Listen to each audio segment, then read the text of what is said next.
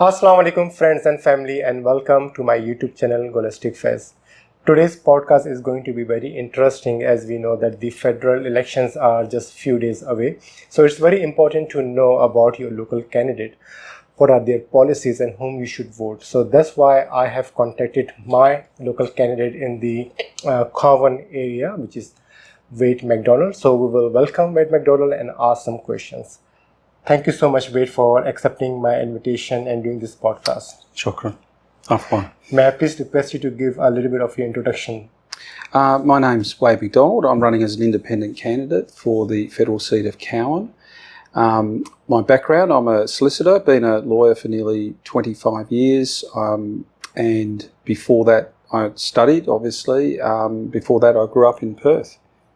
And probably for the last 18 months or so I've been pretty active in the Palestine solidarity movement. Great. So how and why did you decide to join politics? Well, the election was coming. The local member, Anne Alley, is part of the Labor Party, and the Labor Party has played a role in the genocide that's unfolded. They won't even use the word genocide, and they refuse to cut military ties, economic ties, diplomatic ties with Israel. And the further this genocide progresses, and let's not forget, genocide doesn't happen in a day, it happens over weeks and weeks and months.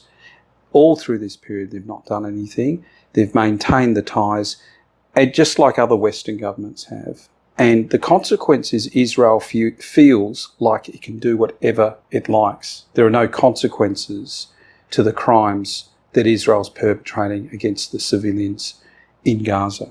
So I thought it was appropriate to challenge Anne Alley and stand on a platform that's very solidly cut ties with apartheid Israel.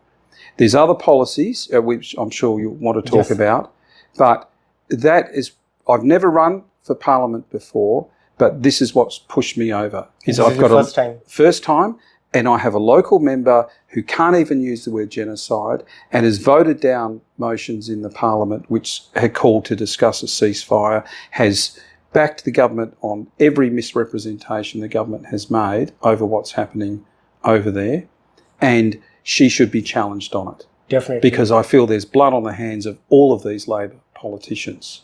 Yes, we'll come back to this Palestine thing later in the podcast, so we're just going to try to set some scene.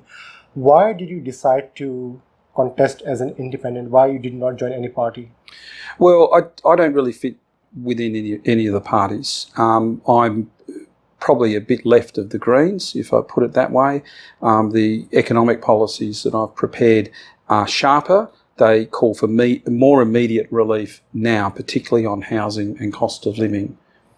So if you were given a choice to join one party, so Green would be more closest? If I had to join a party, I'd be moving rightwards.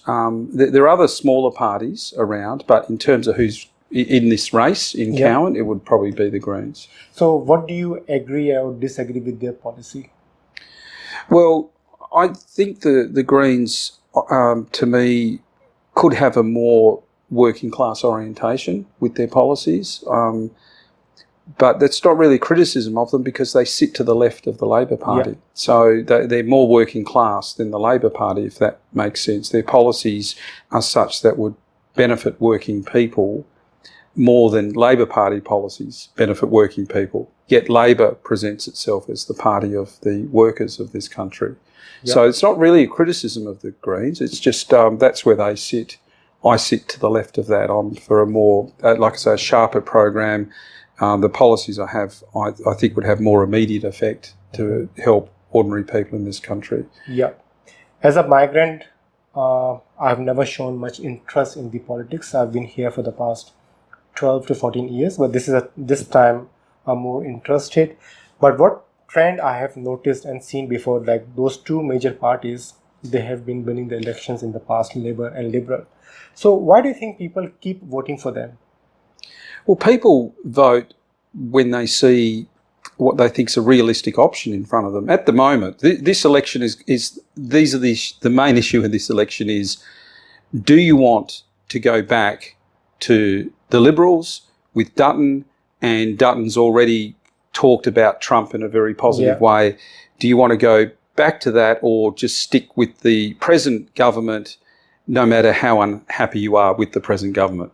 And Labor is playing that up. They're saying don't risk Dutton. They're trying to say, look, trust us. We're not as bad as Dutton. And so people's choice is really, do you like this experience with Labor? You don't really. You want something else, but you can't have the worst thing that came before. So you're better off sticking with this. So that's why people say with the major parties. And if it gets bad enough under Labor, people will flip back to the Liberals. It's been happening for decades. But there's been this growing percentage of the vote that's going towards the Greens and is going towards the Independents because people are thinking, well, we've had the major parties long enough.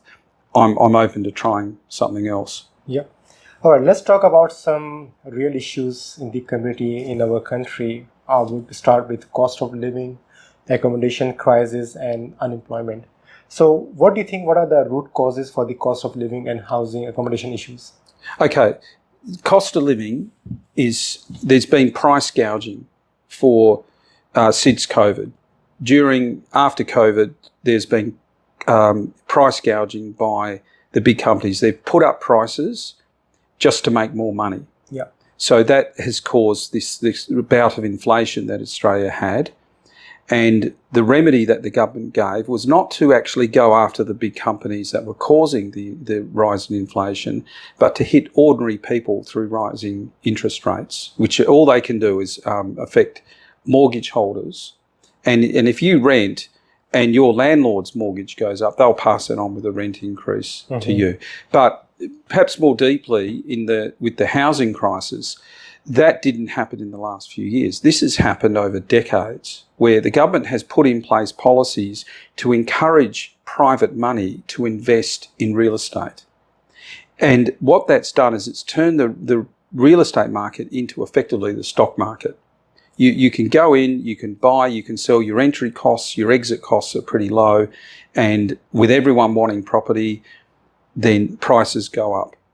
And it's an investor's paradise. But for people who are starting off and they want their first home and are saving for a deposit, this has made it virtually impossible. If you're on your own, you need to have a partner, you need to have savings. If you've got a parent who's got some money that can lend to you, that'll assist you on that path.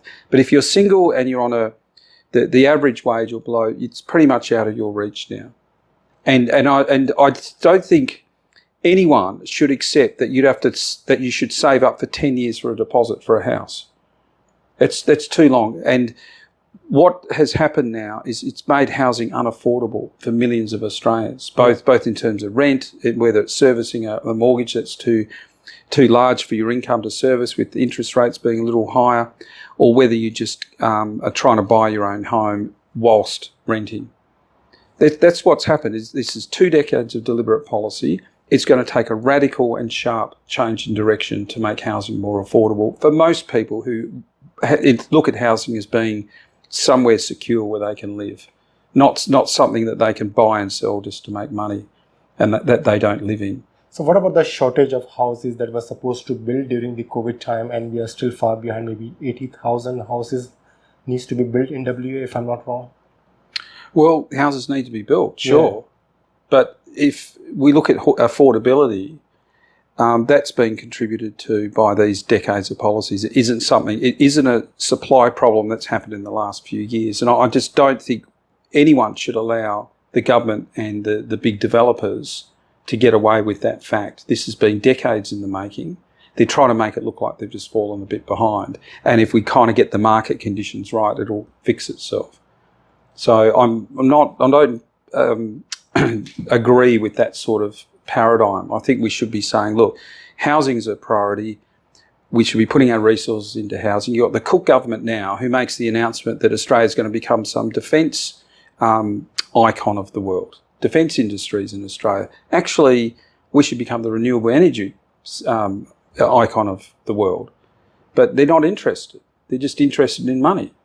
And there's money for them in defence, there's money for them in government contracts, and there's money for them in the developers and keeping a stranglehold on releasing land and putting the infrastructure in place. So there's vested interests at work here. So how an independent can bring change in the society? Because what we're going to see, either Labour or Liberal, they're going to win the elections. But as an independent candidate, how you can bring the change? Well, look, I'm not saying to people, vote for me and everything will be fixed. But if you keep voting for the major parties, they take that as a mandate that people, and they don't feel any pressure to do anything differently. So we won't see any change if the major parties keep getting returned. What they're worried about is that, and this is starting to happen, millions of Australians are starting to reject the ideology of both major parties. That's what worries them. And we need to accelerate that process. More independence. Keep voting to the left of Labor. Keep the Liberals out. Keep voting to the left of Labor. And that's a message for change. And ultimately, we're going to have to organise ourselves to really bring forward a solution. Perfect. Now, let's come back to the main topic of this podcast, is the foreign policy and Palestine thing. Yeah. I've noticed even on your website, you have been very vocal, very bold in raising your voice for Palestine.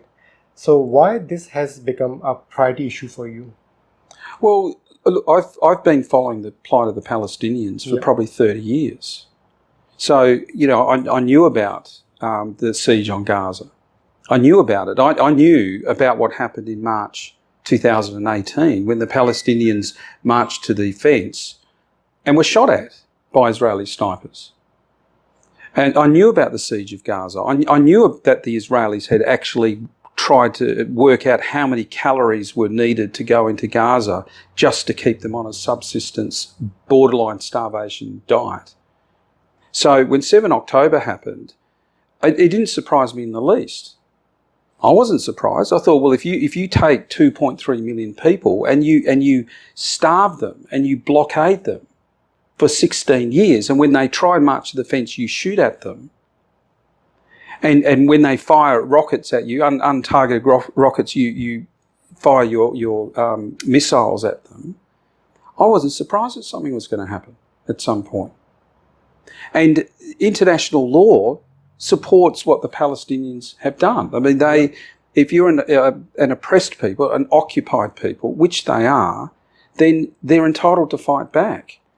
So where do you set the clock on the cause of the problems we're seeing today? But so you can go back and back and back, and anyone who starts their history from 7 October is actually being dishonest. That's like starting Australian history 7 years ago. Well, actually, we know there was 200 years of colonisation, and before that there was tens of thousands of years of First Nations people in this country. So it's dishonest to set the clock back just where you want it to start. But that's 7 October. Right now, here we are 18 months on, there is a genocide happening. It's a genocide. They're starving the Palestinians. Even today, the news was that the Israelis have now stopped the polio vaccination program within Gaza. So in other words, they're saying these Gazan children now can be exposed to polio. They don't care. Yeah. And this is just another step by the Israelis to make Gaza unlivable, because they ultimately want to ethnically cleanse, which is a crime against humanity. I've noticed you confidently use this word genocide, and you have written on your website as well. Why other politicians are very reluctant in using this word? Well, they're dishonest for one, but I think there's fear, and the fear the politicians have is one day there will be a reckoning for this period of history. And if they use the word genocide and continue to implement the policies that they're implementing, they know that they'll get an ICC referral. They'll be off to the International Criminal Court. They know. So there's a conspiracy of silence. The journalists don't ask the questions. Mm-hmm. The opposition doesn't ask the questions of them. Other Labor politicians don't ask the questions. And when their constituents, like me, ask them the questions, like I have to Anne Alley, they don't answer them. They can't use the word genocide, because as soon as they acknowledge it is, their role in facilitating that genocide becomes an issue. Mm. So it's fear, ultimately, and that's the task of decent people in this country who can see right through it. And there's millions who now see the Palestinians as the oppressed people in this equation, who may not have thought that way before 7 October. These people in Australia, these millions of people, they are part of the moral future of this country. This is how we hold these politicians to account. We have to build this movement that puts at the centre of it the fact that genocide, Australia should be playing no role with genocide, no ties with genocide, cut the ties with Israel now, cut the diplomatic ties, the military. Why are we buying military equipment from Israel? Why are we getting their technology? We're buying that from Elbit Systems to put on these redback armoured vehicles. We're trading with a genocidal regime. And these Labor politicians who are signing off on it, they're guilty. All of them. True. So have you faced any backlash or threats from the local community for raising your voice for the Palestinian people? Look, I did a bit of door knocking, and some people are very receptive. There was a few people who were hostile. That's okay. You know, there's tens of millions of people in this country. That's okay. But what actually matters at the end of the day is government policy. Because I, on my own, can't change it, even if I'm elected. But what we need to be doing is as a movement, forcing a change in government policy. We're not doing this to make ourselves feel better, to cleanse our conscience about what's happening. We actually want to see our government take a different role. Because when history's written, it's going to be South Africa brought the case against Israel. Yeah. A few other countries backed it. I think one country recently cut ties with Israel. And then there'll be this long list of Western countries that facilitated genocide. Right at the top, of course, will be the US. Then there'll be Germany. But Australia will be probably just under the UK. And we'll be in the top 10, top 8. And when people read those books down the track, and if you're an Australian and you read those books, you might ask yourself, well, what role did I play in trying to stop history being written the way it's being written? Fair enough. That definitely makes sense. Let's talk about some youth, student and civic engagement. Young people, they feel disconnected from the politics. So what would you say to a 20-year-old student in your area, Cowan, and how their vote even matters? Well, their vote matters the same way as someone who's older, right? If you're 18, to the day you die, you cast a vote in Australia, your vote is worth the same as anyone else's. So that's probably the first point. Second point is the global warming is getting worse. And the decision makers today are going to be dead by the time the consequences of their decisions are being felt by these young people. So the message I'd say to young people is you have to stand up. This is your world that you're inheriting. You need to take some agency in bringing about some positive change for yourselves. Don't trust these politicians who are making these bad decisions. So what are your views on the migration policy? Like Peter Dutton has been very blunt in saying that they need to put a ban on migrants. Well, there's two roles of migration policy in Australia. The first role, the real role, is the migration policy expands and contracts depending on the needs of the economy. So that's where the skilled visa categories get adjusted, what's needed, what's not. They get adjusted. And then there's the political component of the migration policy where it's manipulated for political gain. That's why asylum seekers are locked up. They're being scapegoated for the general problems in society. Australia is a signatory to the Convention on refugees, which means you apply for refugee status, you're assessed. If you meet it, you stay. If you don't, you go. There should be no politicisation of that, but there's been that for decades now. So both sides kick the refugee issue around for political gain. It's happening now with housing of too many migrants. That's why there's a housing crisis. Actually, migrants weren't around 20 years ago when the capital gains tax concession was put in, when negative gearing was opened up. Though it's been there for some time, you put those policies together, you get the stock market in the real estate market. Refugees weren't responsible for that. Migrants weren't responsible for that. But you look at Dutton kind of play that card now. So just sticking to the facts. We need more houses, sure, but migrants aren't to blame for the housing crisis. It's really that simple. And how do you plan to address the issues such as racism, discrimination in our society? So what are your views on that? Well, look, I think most Australians are not racist. Most Australians know or work with someone who's from a non-white European background.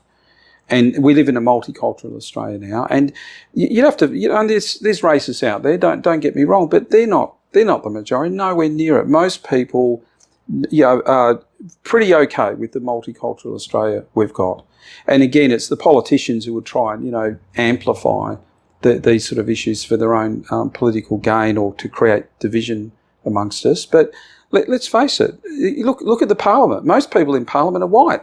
Yep. White people running this country. Most rich people, wealthy, old money in Australia is white money. So if you've got a problem with what's happening in Australia, look upwards. And the more upwards you look, the wider it gets. Yes. So let's talk about your campaign strategy and your community outreach. How does your day look like, especially these days when you are campaigning, you have pre-polling booth and elections are just few days away. So what is your strategy? Well, I'm trying to get videos out on social media, so that's why I was very grateful for your invitation to speak to you. My pleasure. Very grateful for that. I'll be putting out some more videos, shorter videos on some of the issues, the two-party system, a little bit about Gaza as well. Part of it's the reach. I can't turn around. I'm not the Labor Party. I don't have all the money to run the campaign. I don't have the thousands and thousands of volunteers, but I'm meeting people and talking to them one-on-one or in smaller groups. And when you run through the questions you're asking today, these are what people are thinking about. Yes. But they're not on offer. What's on offer is, well, we'll give you cheaper fuel. No one says we'll give you a bit of cheaper power, but we're only offering that now because we just want you to vote for us. Once you do, go away. We're going to run the country against your interests. But a lot of people, they're taking up the bigger issues. And so they should. Palestine, you can see it now. Palestine, Gaza, it's going to suck the Middle East into this vortex of violence. And it's going to take the world with it if we don't do something about it. So people are thinking big, and you shouldn't think despair. It all starts quite locally. Who do you know? Who are you working with? What are you doing? So are you relying on volunteers to do some door knocking and do some social media marketing? Yeah, they're all volunteers, and we've got some literature we're putting out. There's the website, so definitely go look for wadeforcowan.com.au. Go to the website. There's policy up there. There'll be videos there. There's an Instagram account. There's a Facebook account.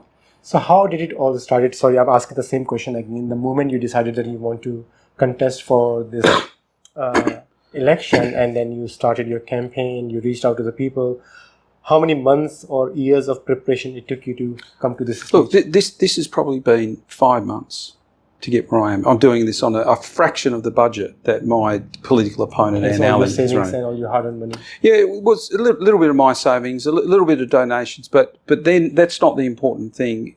What it is has been the time put in by the volunteers, putting the site together, helping with the literature, knocking on doors, letterboxing. It's the volunteers, and this is the advantage we have. We don't have all the money on our side, but we have got large numbers of people who probably feel like they want to do something but don't know what they could do. So if you're watching this video, it's before 3 May, or even if it is 3 May, come down to a polling booth in Cowan, help us get out how to votes to people, and be part of what hopefully is a movement that comes out beyond the end of this election on 3 May. So what would success look like to you or for you, even beyond winning this seat for the Cowan?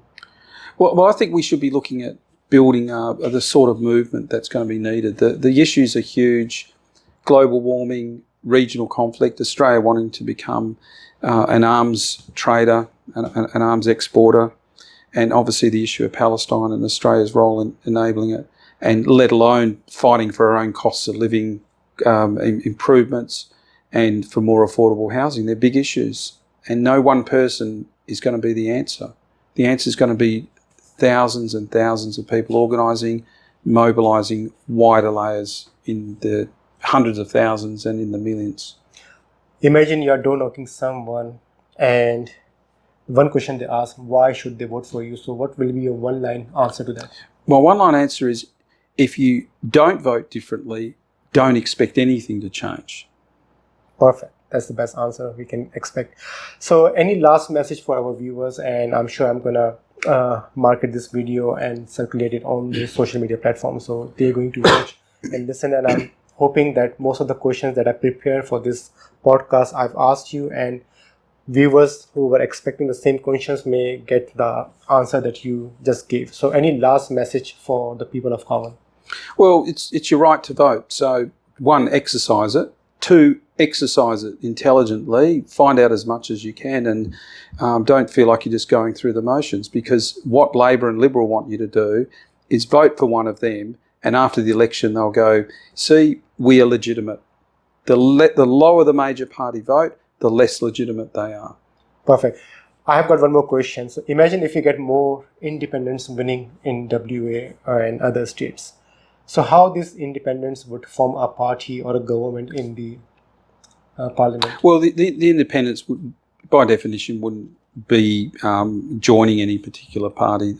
They'd be voting along what their platform would be. So if Labor doesn't win a majority of the seats, they'll go into coalition, well, minority government, I should say, probably with the Greens. But again, it should be on a principled basis. Yeah. All you can ask for if you're voting for an independent is that their policies align with your values, and that you expect them not to stick their hand up and vote through stuff that you didn't want them to vote through. And that's the guarantee I can give to anyone if I'm elected, is I'm not going to be putting my hand up for, I'd rather keep my hand down if what's about to be passed is something that's going to be bad for ordinary people of this country, including people of Cowan.